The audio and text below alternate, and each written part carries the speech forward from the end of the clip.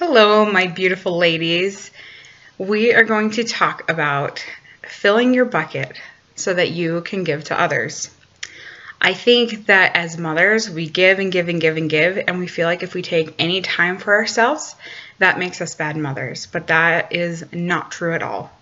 When we make time for ourselves, it actually makes it so that we are more able to take care of our families.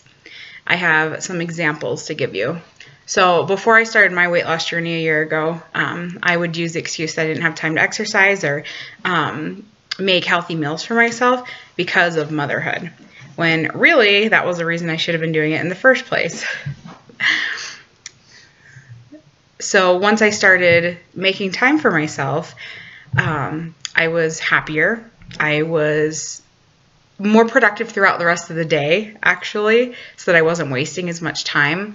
And as I was taking more time for myself, it made me just feel a lot more fulfilled and not like I was about to lose my mind at any moment.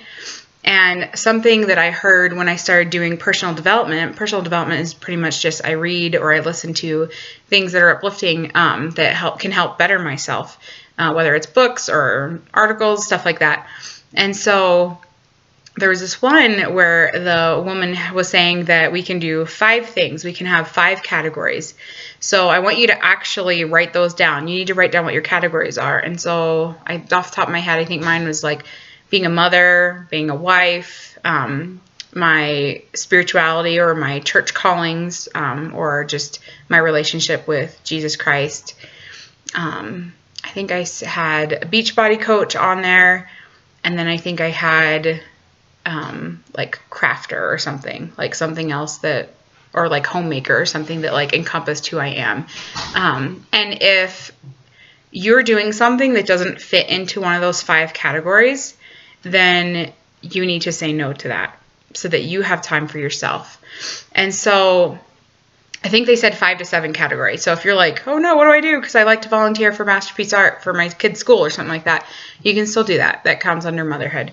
But you need to learn to start saying no so that you have time for yourself. It's okay if you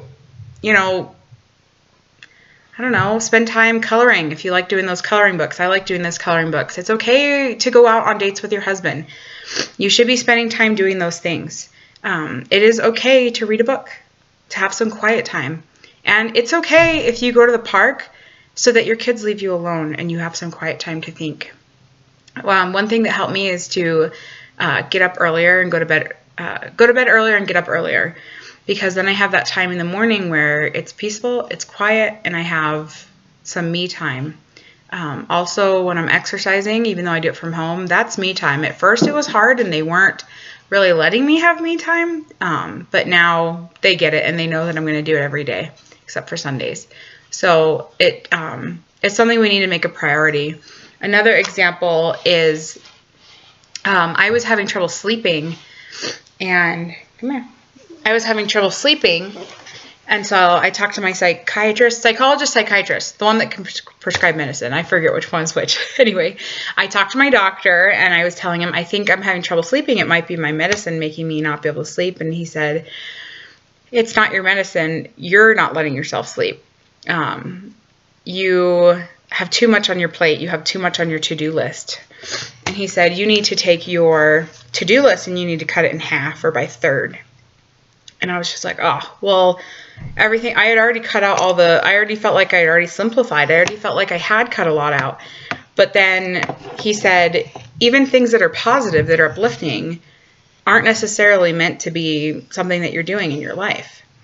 And so I really thought about that. And he said, when you do those things, you're taking that opportunity from someone else, that they could have that uplifting thing, such as baking bread and bringing it to a neighbor or someone who's sick, or if you're doing a lot more for your kids than you really need to be doing, or they aren't helping out or doing chores, then you're taking the chance for them to serve you, and you're taking the chance for them to learn to be good adults, good husbands, good wives, good homemakers. And so he said, just really look at it and make your to-do list of like all the things that are, in your head that you need to get done. And then you need to cut out half of those, and you need to delegate those and ask people to be helping you. So I've been trying to do that ever since, and it's not easy, but it's a good reminder that you're worth it. You're good enough what you do already. And as you do those things and cut those things out of your life, you really are going to be more productive, happier,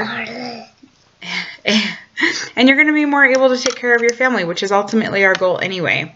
So fill your bucket so that you can give to others. Because if you have an empty bucket, you're not going to have anything to give.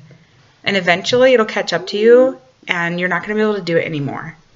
So thank you so much. I want to read your five to seven categories that you can put yourself into so that you can know when you're supposed to say no to things. All right. Thanks. Bye.